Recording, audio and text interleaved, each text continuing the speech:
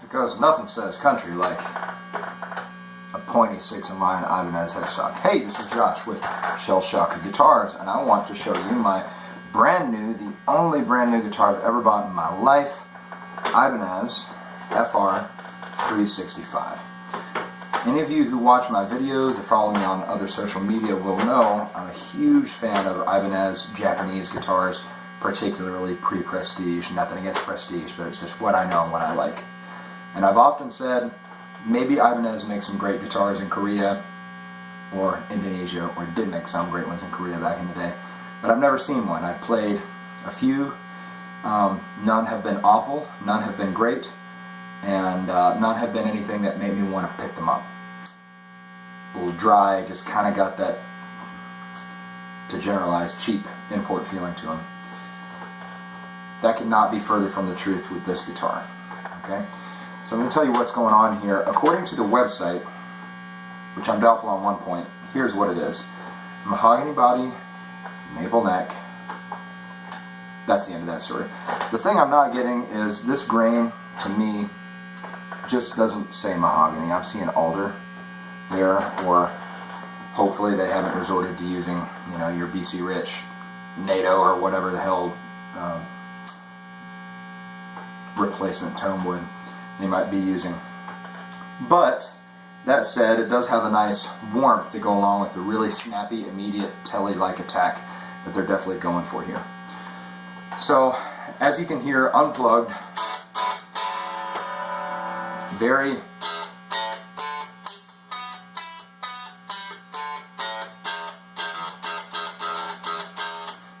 fast, snappy, immediate attack.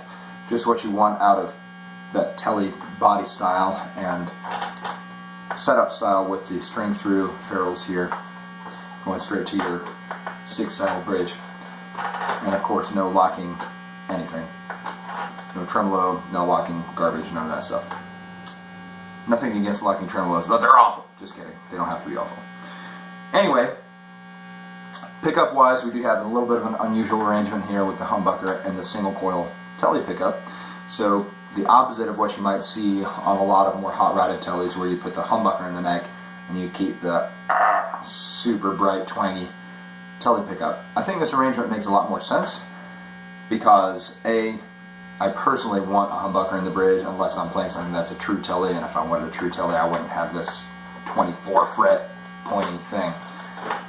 But also because if you've got a really bright telly bridge pickup here and you're EQing that with a warm, fat humbucker in the neck, something's not going to work. If you EQ it for the neck to be crisp and deliver your notes clearly, your bridge is going to be an ice pick. If you EQ the bridge to be full and round off the top end and that kind of thing, your neck pickup, you're in Charlie Brown adult territory. So here you can really get a lot more balance. That's more than enough talking from me. That was me in the middle position with both pickups. I'm just going to go through clean, do the deal. You can hear it for yourself. Really impressed with this guitar. $399 street. Amazing value. I never intend to part with it until next week. But never, ever.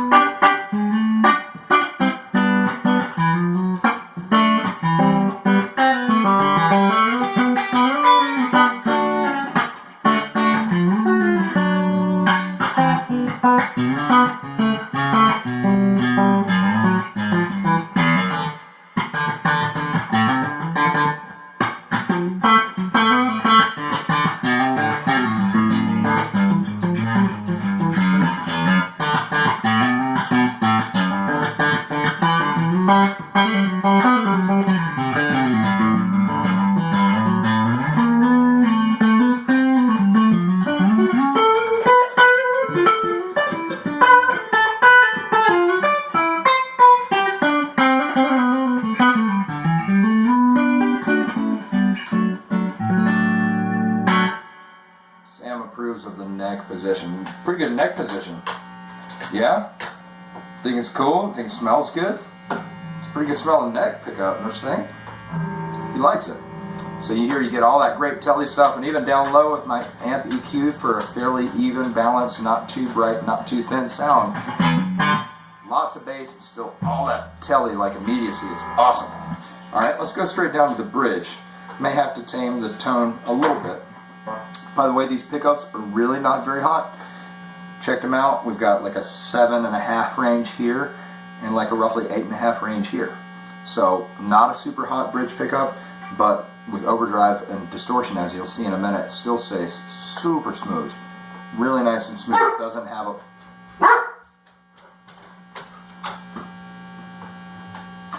have a lot of the really bright highs that you might expect from that vintage output pickup that's really not meant to deal with so much distortion.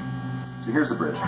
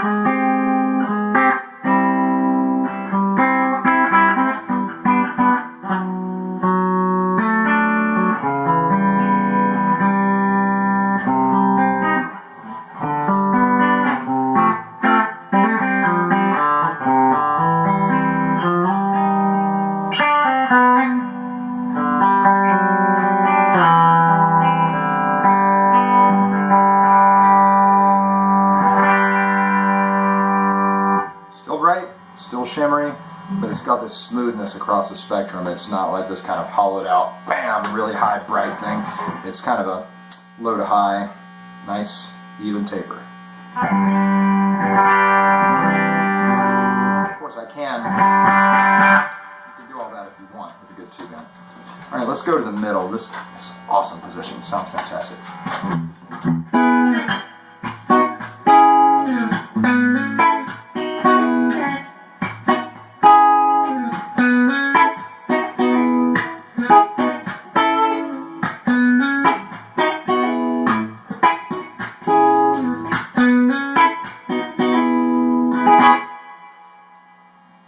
It's awesome. By the way, I'm going straight into my Fender 75 amp. There's no compression. Ibanez sure as heck isn't paying me, neither is anybody else. I'm just really all about this guitar right now. No compression, and just this middle position really nicely rounds off that top end and gives you that little bit of blippy pop without the spike that you don't. You want the brightness and the clarity, but not that, spike there in the middle.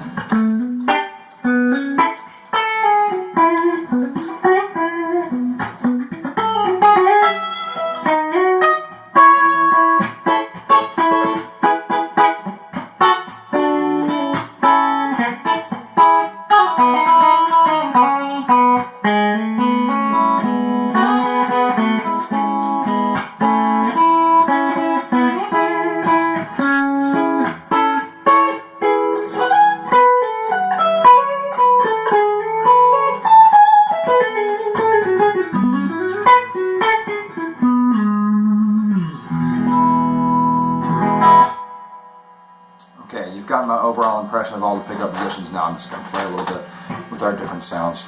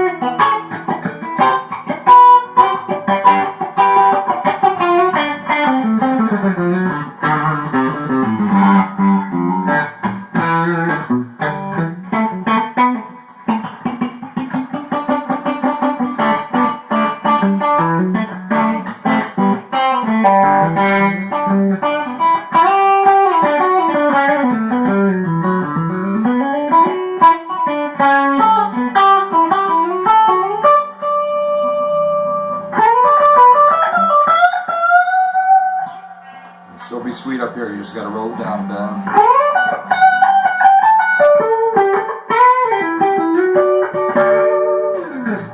You can even get into Jerry territory with that.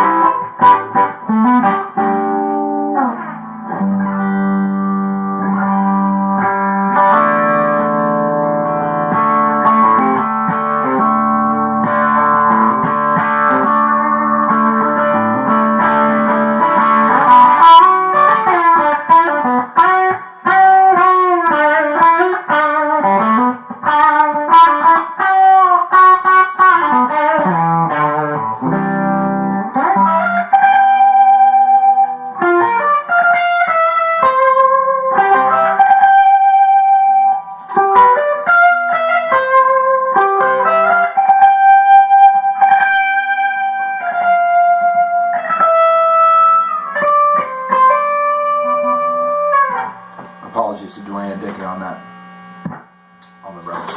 All right, and finally, which you might not expect it to do so well, here we are.